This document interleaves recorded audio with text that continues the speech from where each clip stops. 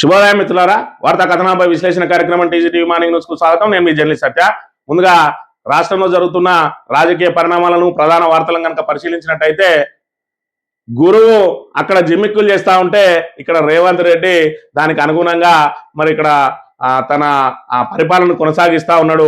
ఇవాళ పాలమూరు రంగారెడ్డికి సంబంధించి పాలమూరు జిల్లాకు, రంగారెడ్డి జిల్లాకు, నల్గొండ జిల్లాకు జరుగుతున్నటువంటి మరి ఇక్కడ జలదోపిడీ ఏ విధంగా జరిగి వాళ్ళు అన్యాయానికి గురైతా ఉన్నారో దాని మీద గలమెత్తిన మరి ఇక్కడ కేసీఆర్ నోటిని ఏదైతే ఈ సమస్యలన్నింటినీ కూడా మరి ఇక్కడ జనం దృష్టికి పోకుండా తిట్ల దండకంతో మరి ఎందుకు ఆయన ఫ్రస్ట్రేషన్కు లోన్ అవుతా ఉన్నాడని కనుక పరిశీలించినట్లయితే ఇవాళ కావాలని చెప్పి సొంత జిల్లాకు ద్రోహం చేస్తా ఉన్నాడు ముఖ్యమంత్రి రేవంత్ రెడ్డి అని చెప్పి మరి ఆ కుట్రలన్నింటినీ కూడా బట్టబయలు చేస్తూ నమస్తే తెలంగాణ ఒక కథనాన్ని ప్రచురించిన అంశాన్ని కూడా చూడవచ్చు. రెండోది, సర్పంచ్గా గెలిచిన వాళ్ళు మరి అత్యధిక సర్పంచ్ స్థానాలు గెలవలేదు అని చెప్పి రేవంత్ రెడ్డి కూడా మరి ఇటు సమీక్షలు చేసుకుంటూ ఎమ్మెల్యేల మీద, మంత్రుల మీద ఆగ్రహం వ్యక్తం చేస్తూ ఇప్పుడు సర్పంచ్లను డమ్మీలుగా చేయడానికి ఒక ప్రయత్నం చేస్తా ఉన్నాడు. అందులో భాగంగా స్థాయి సంఘాలను మళ్ళీ తెర మీదకి తీసుకొచ్చి సర్పంచుల అధికారాలకు కత్తెర వేసే ప్రయత్నం చేస్తున్న పరిస్థితిని కూడా మనం ఇక్కడ చూడాలి. ముందుగా వార్తా కథనాలను కనుక పరిశీలించినట్లయితే, నమస్తే తెలంగాణలో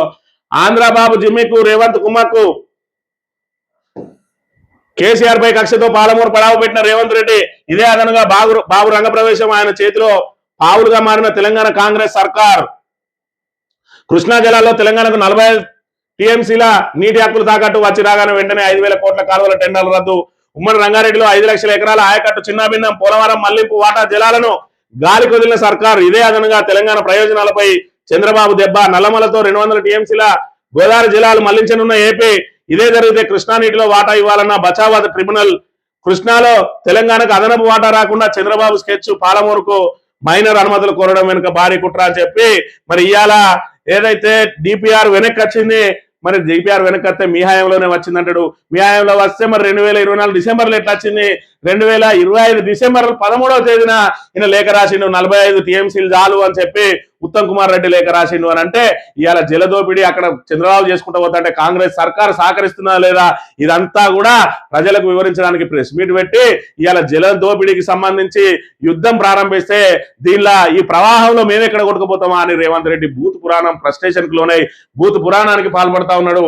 అసలు కుట్ర ఎక్కడ జరిగిందనేది ఇక్కడ మరి పాలమూరుపై కుట్రల కత్తులు ఏ విధంగా దూసిండు అని చెప్పి చెప్తున్న పరిస్థితి. రేవంత్ రెడ్డి ప్రమాణ స్వీకారం వెల్లడి చేసిండు 2023 డిసెంబర్ 7న.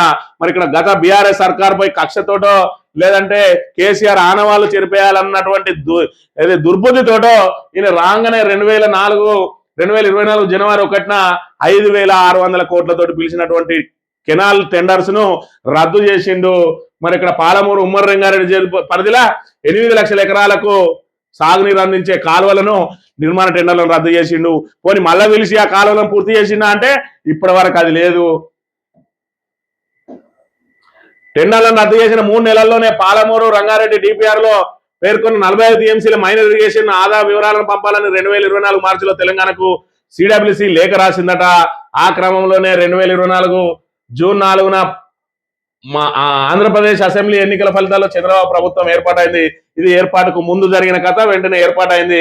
ఆ తర్వాత నీటిని కొల్లగొట్టేందుకు ఇదే అదనుగా భావించినటువంటి చంద్రబాబు నాయుడు మరి ఇక్కడ జూన్ 7 తారీఖు 2024 జూన్ 7వ తేదీన మరి ఆదిత్యనాథ్ దాసును మన మీదకి పంపించిండు. అక్కడ ఆంధ్రప్రదేశ్ లో ఆయన మరి ఇక్కడ సెక్రటరీగా ఉండే నీటిపారుదల సెక్రటరీగా ఉన్న ఆయన తీసుకొచ్చి ఆయన పదవి కాలం పూర్తయితే మనకు సలహాదారుగా పెట్టిండు. ఎవడన్నా ఎక్కడైతే సెక్రటరీ చేస్తే అక్కడ దాని మీద వాళ్ళకి అవగాహన ఉంటది కాబట్టి అక్కడ ఆయన సేవలను వినియోగించుకోవడానికి వాళ్ళు సలహాదారుగా పెట్టుకోవాలన్నా మరి తీసుకొచ్చి ఇక్కడ పెట్టుకున్నాడు. దీనిలో ఆంతర్యం ఏంది రేవంత్ రెడ్డి అంటే తెలంగాణ నుంచి ఆంధ్రాకి ఏ విధంగా నీళ్లు దోపిడీకి పోవాలి, మరి ఎక్కడెక్కడ అయితే తెలంగాణ మరి ఐఏఎస్లు తెలంగాణ ప్రాంతానికి కేటాయించిన అధికారులు ఎక్కడెక్కడైతే అడ్డుకున్నారో ఆ అడ్డుకున్న వాటన్నిటికీ అడ్డంకులు తొలగించడానికి ఏకంగా ఆయననే తీసుకొచ్చి ఇక్కడ ప్రభుత్వ సలహాదారుగా పెట్టుకుంటే ఏపీ మరి ప్రయోజనాల కోసం పనిచేస్తాడా లేదంటే మన ప్రయోజనాల కోసం పనిచేస్తాడా?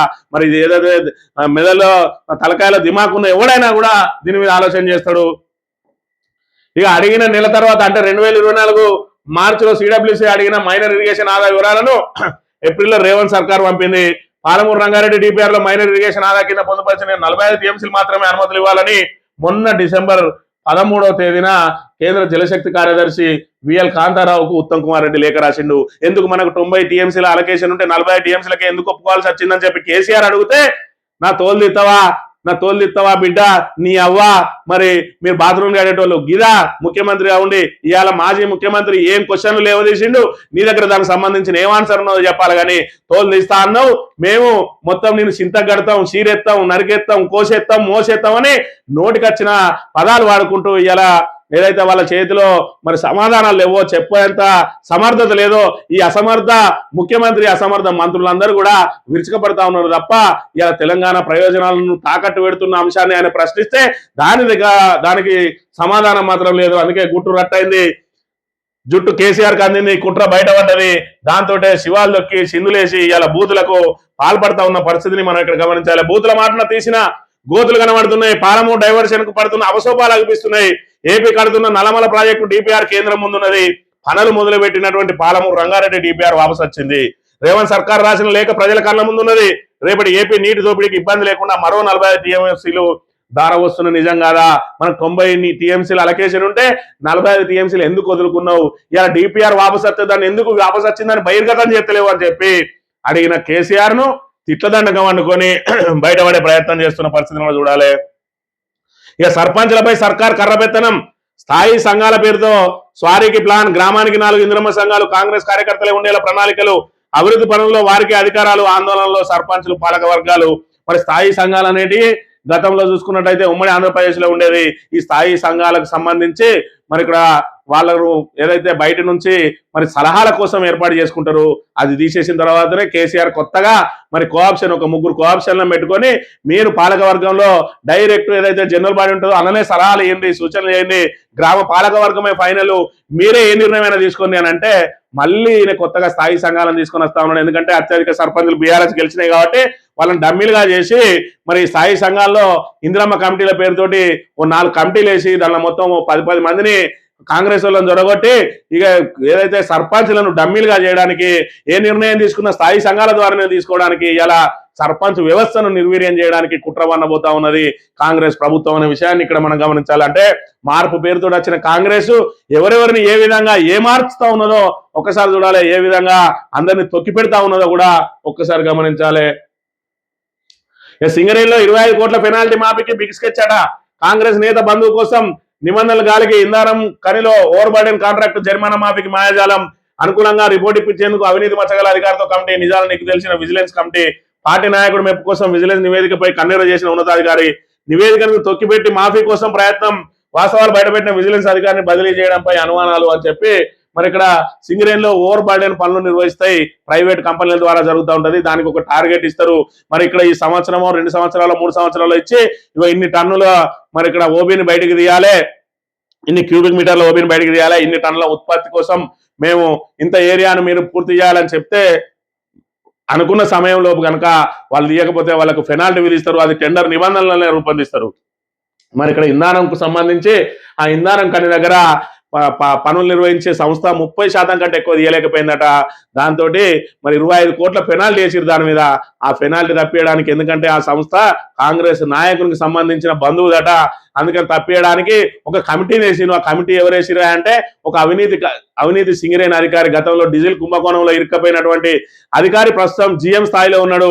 ఇటు సింగరేణిల వ్యవస్థ ఏ విధంగా ఉంటుందంటే ఎవడైతే ఆరోపణలు ఎదుర్కొంటాడో అన్నదాలనే ఆ అధికారులతో కమిటీ వేసి వాళ్ళే క్లీన్ చిట్ ఇచ్చుకుంటున్న పరిస్థితి ఇవాళ ఇక్కడ జరుగుతున్నది. ఆఖరికి 25 కోట్ల పెనాల్టీని తప్పియడానికి కూడా ఆయన ఆధ్వర్యంలో కమిటీ వేసి మరి ఇక్కడ ఏదైతే అనివార్య కారణాల వల్ల మరి ఇక్కడ ఇది జరిగింది కాబట్టి ఆయనకు కన్సిడరేషన్ ఇవ్వని ఆ నివేదిక రాసిందట. దీని మీద విజిలెన్స్ విభాగం మరి ఏం జరిగిందని చెప్పి వాళ్ళు ఒక మరి విచారణ చేపడితే ఇలా ఖచ్చితంగా మరి ఇక్కడ వాళ్ళు చేసింది ఉద్దేశపూర్వకంగానే కాబట్టి వాళ్ళ వైఫల్యం మూలంగానే రాలేదని చెప్పి ఖచ్చితంగా 25 కోట్లు వసూలు చేయాలని విజిలెన్స్ నివేదిక ఇస్తే ఆఖరికి ఏకంగా విజిలెన్స్ అధికారినే ఆ నివేదికను తొక్కిపెట్టి ఆయనను మరి బదిలీ చేసిరట. ఇక్కడ ఈయన పరిస్థితి కూడా అట్లే ఉన్నది. సీఎంఓ నుంచి Jayesh Ranjan out, municipal administration విభాగానికి ట్రాన్స్ఫర్, భారీగా ఐఏఎస్ల బదిలీలు అని చెప్పి ఇక్కడ తెలంగాణ ప్రభుత్వం ఏర్పడ్డప్పటి నుంచి ఆల్మోస్ట్ మరి ఇక్కడ ఈ జయేష్ రంజన్ పేరే వినబడతా ఉంటది.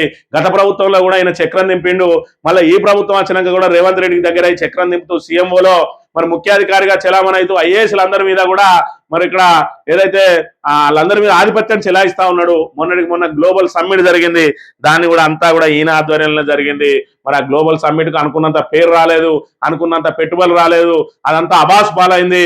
మరి ఆ డేరా నగర్ కు 100 కోట్లు ఖర్చు పెట్టి ఆ డేరాలను వీక్తా ఉంటే ప్రభుత్వ ప్రతిష్ట పూర్తిగా దెబ్బతిన్నది. దాంతో ఈయన మీద వేటు వేసి మరి ఇక్కడ సీఎంఓలో కీలక పాత్ర పోషిస్తూ ఐఏఎస్లు అందరి మీద కూడా పెత్తనం చెలాయించే ఈయనను వీకి ఇవాళ హైదరాబాద్ నగరాభివృద్ధికి సంబంధించి మున్సిపల్ అడ్మినిస్ట్రేషన్ విభాగానికి మరి బదిలీ చేసిరట. మేడారం గద్దెలపై తిరునామాలు, ఆదివాసీ కట్టుబాట్లకు తూట్లు, దేవతల గొట్లు గోత్రాలంటూ సంబంధం లేని చిహ్నాలు, ప్రకృతి సిద్ధమైన జాతరలో ఆధునిక పొగడలు, ఆధునీకరణ పేరుతో బ్రహ్మణీయ గుర్తులు, మండిపడుతున్న ఆదివాసీ పెద్దలు పరిశోధకులు అని చెప్పి మరి ఇక్కడ మేడారం సమ్మక్క జాతర అంటే మరి వివిధ రాష్ట్రాల నుంచి వస్తారు. తెలంగాణకు అయితే అది అతిపెద్ద భారీ పండుగ, 2 సంవత్సరాలకు ఒకసారి జరిగే ఈ పండుగ పూర్తిగా కోయ పూజారుల మరి కోయ వాళ్ళ ఆచారాల ప్రకారమే నిర్వహిస్తూ ఉంటారు. అక్కడ విగ్రహారాధన ఉండదు. మరి అక్కడ ఏదైతే సమ్మక్క సారలమ్మ పగిడిద్ద రాజులకు సంబంధించి వాళ్ళ కుంకుమ భరణులు మరి వాళ్ళకి సంబంధించిన అవి తీసుకొచ్చి ఏదైతే కక్కవనం నుంచి తీసుకొచ్చి ఇక్కడ పెద్ద ఎత్తున జాతర నిర్వహిస్తారు. ఇప్పుడు ప్రభుత్వం ఏదో కొత్తగా మరి ఆధునీకరణ పేరుతోటి ఇక్కడ బ్రాహ్మణీయ గుర్తులను వేస్తా ఉన్నదని చెప్పి కోయ పూజారులందరూ కూడా తీవ్రంగా వ్యతిరేకిస్తా ఉన్న పరిస్థితిని, అంటే ఏదైతే న్యాచురల్ జాతరను కూడా ఆధునీకరించే ప్రయత్నం చేస్తూ ఇవాళ మరి ఏదైతే అత్యుత్సాహానికి పోయి మరి పూర్తిగా జాతర నామరూపాలు లేకుండా చేసే ప్రయత్నం చేస్తా ఉన్నది కాంగ్రెస్. సాక్షి దినపత్రిక విషయానికి వస్తే సంక్షేమంలో సర్కారోళ్ళు ప్రభుత్వ ఉద్యోగాలు చేస్తూనే అక్రమంగా సంక్షేమ పథకాల ఫలాలు, అనర్హులకు సంక్షేమ పథకాలు అందుతున్నట్టు తేల్చిన ఆధార్ లింకేజీ, ఉపాధి హామీ, ఇందిరమ్మ సోషల్ ఆడిట్ వివరాలు ఉద్యోగుల ఆధార్తో సరిపోలినమైనమాట. 4 పథకాల్లో ఇలా 37,000 మందికి అనర్హులు అందుకున్నట్టు సమాచారం. జాబితాలో లెక్చరర్లు, అర్చకులు, విఆర్ఓలు, విఆర్ఏలు, అంగన్వాడీలు, ఆశా వర్కర్లు, చేయూత పథకంలోనే 15,000 మందికి పైగా లబ్ధిదారులు. పలు పథకాల్లో లక్షల సంఖ్యలో లబ్ధి పొందుతున్నట్లు అంచనాట. నెలకు ₹1,00,000 జీతం పొందుతున్న అధికారులు, ఉద్యోగుల తల్లిదండ్రులు కొందరు చేయూత పింఛన్లు పొందుతా ఉన్నారు. ఇది రేవంత్ రెడ్డి ఇచ్చిన హామీనే. మరి మీ పిల్లలు ప్రభుత్వ ఉద్యోగాలున్నా కూడా మీకు మేము పెన్షన్ ఇస్తామని చెప్పిండు. ఇవాళ పెన్షన్లన్నీ ఎట్లా వీకాలని చూస్తా ఉన్నాడు. ఇలా సంక్షేమ పథకాలను అమలు చేయలేక చితికిల పడుతున్నటువంటి కాంగ్రెస్ ప్రభుత్వం ఈ రకంగా లీకులు ఇచ్చి అదేదో పెద్ద అపరాధం జరుగుతుందన్నట్టుగా చేసి ఎక్కడికక్కడికి కోతలు విధించే ప్రయత్నం చేస్తా ఉన్నది. ఇప్పటికే రైతు బంధు విషయంలో కూడా మరి ఏదైతే శాటిలైట్ సర్వే చేస్తామని చెప్పి ఆల్రెడీ డిసెంబర్లో నాట్లు వేసుకుంటా ఉన్నారు. మరి నాట్లప్పుడు ఇవ్వాల్సినటువంటి రైతు బంధును వీళ్ళు ఓట్లప్పుడు మాత్రమే ఇస్తా ఉన్నారు. మళ్ళీ ఇప్పుడు ఏదో సంక్రాంతి తర్వాత ఇస్తారట. దాన్ని సంక్రాంతి నుంచి మళ్ళీ ముందుకు జరపకపోయి మరి ఇక్కడ కోతల వరకు కూడా ఇచ్చే అవకాశం లేనట్టుగా కనబడతా ఉన్నది. మళ్ళీ ఎంపీటీసీ ఎలక్షన్లు అనేది ఎప్పుడైతే వీళ్ళు మొదలు పెట్టుకుంటారో దాని ముందు రైతు భరోసా వేసి ఓట్లకు పోయే ప్రయత్నం చేస్తా ఉన్నారు తప్ప వీళ్ళు ఓట్లు వచ్చినప్పుడే సంక్షేమ పథకాలు గుర్తుకొస్తాయి. మళ్ళీ మరి ఇక్కడ ఓట్ల జాతర అయిపోగానే మళ్ళీ వీళ్ళందరినీ కూడా మరి గంగలో దెక్కేస్తున్న పరిస్థితిని అయితే మనం ఇక్కడ చూడాలి. Delimitation final అయిపోయిందట. 150 డివిజన్లు ఉన్నటువంటి గ్రేటర్ హైదరాబాద్ మరి ఇక్కడ మరిన్ని మున్సిపాలిటీలను, గ్రామాలను విలీనం చేసి మరి ఏదైతే ఔటర్ రింగ్ రోడ్ వరకు కూడా జిహెచ్ఎంసీని విస్తరించి 300 వార్డులను మరి 300 డివిజన్లు చేసి ఇవాళ 12 సర్కిళ్ళు మరి 12 జోన్లు 6 సర్కిళ్ళు చేసే దానికి మొత్తం పూర్తి చేసిరని చెప్తున్న పరిస్థితి. ఇక మావోయిస్ట్ అగ్రనేత గణేష్ ఎన్కౌంటర్, మరో 3 మావోయిస్టులు కూడా పార్టీ కేంద్ర కమిటీ సభ్యుడిగా ఒడిశాలో గణేష్ బాధ్యతలు. ఒడిశాలోని కంధమాల్ జిల్లాలో గురువారం చోటు చేసుకున్న ఎదురుకాల్పులో పార్టీ కేంద్ర కమిటీ సభ్యుడు పాక హనుమంత్ అలియాస్ గణేష్ వీకే మరణించిండు. నల్గొండ జిల్లా చండూరు మండలం పుల్లేవులకు చెందిన ఆయన ఒడిశా రాష్ట్రంలో బాధ్యతలు నిర్వహిస్తా ఉన్నారట. మరి ఇక్కడ ఆపరేషన్ ఖగార్ ద్వారానైతే పూర్తి స్థాయిలో ఎక్కడికక్కడ ఏరేస్తున్న పరిస్థితిని మనం ఇక్కడ చూడొచ్చు. మావోయిస్టులు మంటల్లో ట్రావెల్స్ బస్సు మరి ఇక్కడ డివైడర్ దాటొచ్చి దూసుకొచ్చి కంటైనర్ లారీ బస్సు ఢీకొట్టిందట. ఆ బస్సులో కూర్చున్న వాళ్ళు ఏం పాపం చేసిండ్రు. మరి ఇక్కడ ఏదైతే డ్రైవర్ నిర్లక్ష్యానికి ఇక్కడ 5 ప్రయాణికులు సజీవ దహనమైన పరిస్థితిని కూడా మనం ఇక్కడ చూడాలి. సాదా బైనామా సాగదీతే మొత్తం దరఖాస్తులో 70% మాత్రమే ఆడియోల ద్వారా అందులో సగం దరఖాస్తులు మాత్రమే పరిష్కారం, అందులోనూ 60% పైగా తిరస్కరణ. కొన్నింటి విషయంలో వేచి చూసే ధోరణి.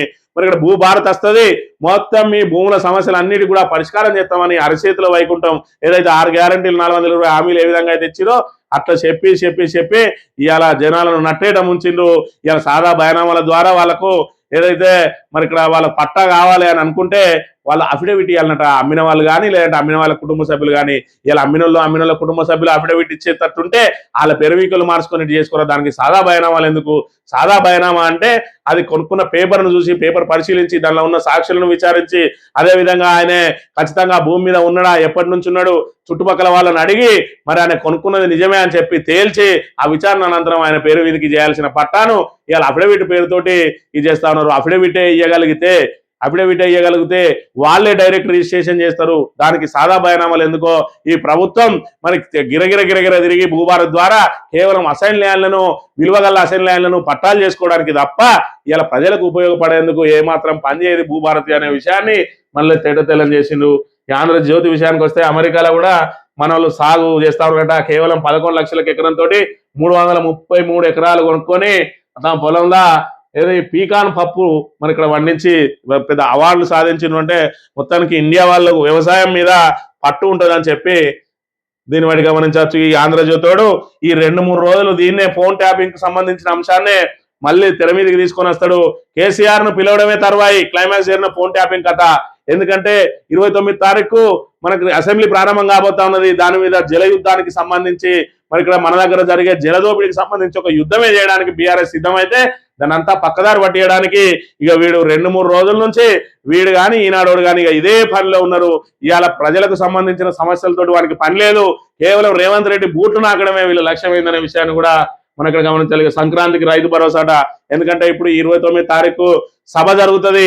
ఈ సభ జరుగుతూ ఉంటే ఎక్కడ రైతులు మరి ఇక్కడ వాళ్ళ మైండ్ చేంజ్ అవుతుందో, ఎక్కడ మనకి ఇంత అన్యాయం జరుగుతుంది అనుకుంటారో అని వాళ్ళని సంతోషపెట్టడానికి సంక్రాంతి నుంచి రైతు భరోసా అని చెప్పి ఇదొక ఏమార్చే మరి కుట్ర. ఇవన్నీ ఏదైతే తన తాబేదారు పత్రికలతోటి ఈనాడు, ఆంధ్రజ్యోతి, వెలుగు, ఇంకా దిశ ఇటువంటి పత్రికలతోటి ప్రజలను ఏమార్చి వాళ్ళ మైండ్ సెట్ ను మార్చడానికి డైవర్షన్ పాలిటిక్స్ కోసం ఇలాంటి కుట్రలు వనతా ఉన్నాడు అనే విషయాన్ని మనం ఇక్కడ గమనించాలి. ఇక బంగ్లాదేశ్ లో మరో మూకదాడట. హిందూ యువకుడు అమృత్ మండల్ హత్య. మరి ఇక్కడ బంగ్లాదేశ్ లో వాళ్ళు యథేచ్ఛగా ఏదైతే భారత వ్యతిరేక నిరసన జ్వాలలు జరుగుతూ ఉన్నాయి. భారతీయులందరినీ కూడా ఎక్కడ దొరుకుతుంది అక్కడ మరి ఇక్కడ చంపేయడానికి కూడా ముందుకు పోతా ఉన్నారు. మరి ఇదే జరిగితే ఇక రేపటి రోజున భారత్ కనుక సీరియస్ అయితే వాళ్ళ పరిస్థితి ఏ విధంగా ఉంటుందో ఒకసారి ఆలోచన చేసుకోవాలి. ఇక జయేష్ రంజన్ ను మరి అక్కడ ఏదైతే కోపంతో తొలగించిండు, ఏదైతే తన గ్లోబల్ సమ్మిట్ ద్వారా ఏదో పెద్ద పేరు వస్తుంది అనుకుంటే అది అట్టర్ ఫ్లాప్ అయిందని చెప్పి సీఎంఓలో మరి అందరి మీద పత్తనం చెలాయిస్తానని చెప్పి ఆయన ఒక శాఖకు పరిమితం చేస్తే ఇలా హైదరాబాద్ అభివృద్ధి బాధ్యతలు జయేష్ రంజన్ అట. అంటే కింద పడ్డా మీద పడ్డా మనమే అని ఇవాళ ఏదైతే వ్యతిరేకత రాకుండా ఏ విధంగా కవర్ చేస్తాడో ఆంధ్రజ్యోతితో ఒకసారి మనం ఇక్కడ చూడాలి. ఇక వరినారుకు చెలిగండమట. చలితోటి ఇప్పటికే ప్రజలు ఇబ్బంది పడతా ఉన్నారంటే ఆఖరికి రైతులు మరి ఇక్కడ యూరియా అందక ఒకవైపు ఇబ్బందులు పడతా ఉంటే మళ్ళీ ఈ చలి కూడా నారును ఎర్రబరిచి మొత్తం నారు ఖరాబ్ అవుతుండటంతో రైతులు కూడా ఇబ్బందులు పడుతున్న పరిస్థితి. ఇక ఈనాడు దినపత్రిక విషయానికి వస్తే నా పునర్నియామకంపై కేసీఆర్ ని అడగండి. ఇది ఫోన్ ట్యాపింగ్ కు సంబంధించి ఇవాళ ఏ అంశం లేదు.